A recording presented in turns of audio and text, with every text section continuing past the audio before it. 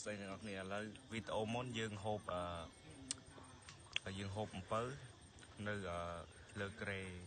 មើលកន្លែងទេសភាពពេលនេះយើងហូបអំពៅនៅកន្លែងថ្ងៃលិចបាទ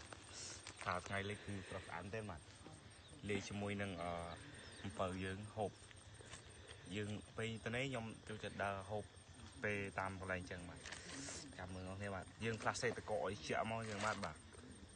ជាតិមែនទេបាទចាំមើលនេះចាអំពៅធម្មជាតិណាអ្នកនរនៅតាមចង្ការខ្ញុំសម្បូរដើមផ្លែឈើដើមស្វាយអំពៅផ្សេងមានច្រើនដែរចឹងហើយអត់ខ្លាចអត់អីទេអ្នកនរដោយសាររបស់យើងធម្មជាតិអញ្ចឹងគឺថាមុតរយ៉ាល់